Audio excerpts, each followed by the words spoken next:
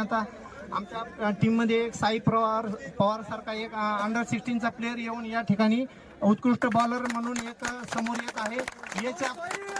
हेच आपल्या APLचं काय म्हणते त्याला आता यश आहे आणि यापुढे पण असेच सामने ठेव। गोलंदाज हा पुरस्कार जातोय साई पवार यांना उत्कृष्ट गोलंदाज, छत्रपती वॉरियरचा एक उत्कृष्ट गोलंदाज साई पवार यांना मी विनंती करतो की त्यांनी दीपक राऊत यांच्यातर्फे हा उत्कृष्ट गोलंदाज हा पुरस्कार या ठिकाणी स्वीकारावा। आता झालेला हा अंतिम सामना आणि या करून या ठिकाणी प्रत्येक युवकांना एक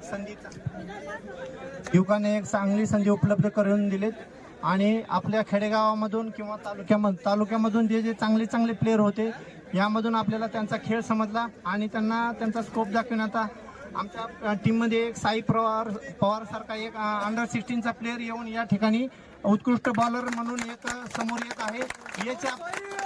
हेच आपल्या APLचं काय म्हणते त्याला आता यश आहे आणि यापुढे पण असेच सामने ठेवण्यासाठी आपण कमिटीकडे रिक्वेस्ट करू आणि आपल्या तालुक्यामधून जास्तीत जास्त युवकांना कसे पुढे जाण्यासाठी संधी मिळेल याचा प्रयत्न करू आपण।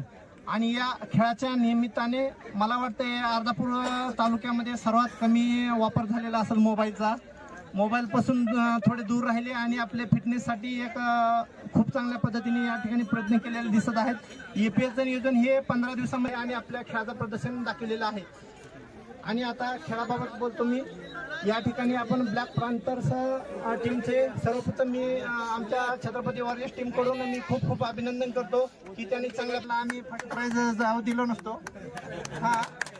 आतापर्यंत आम्ही चांगला खेळला, परंतु आज रोजी आमचे एकूण 3 सामने झाले। 3 सामने आता आमच्या वयानुसार आम्ही कमी पडलो थोडं खेळण्यामध्ये।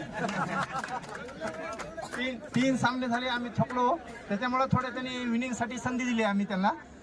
ठीक आहे, काय हरकत नाही, परंतु या ठिकाणी खूप चांगला खेळ भावनेने खेळ झालेला आहे आणि या ठिकाणी यानंतर पण आपण असेच सामने खेळून आपल्या अर्धापूरचं नाव जागतिक स्तरावर आपण पुढे नेऊ। एवढंच बोलून मी माझे 2 शब्द संपवतो।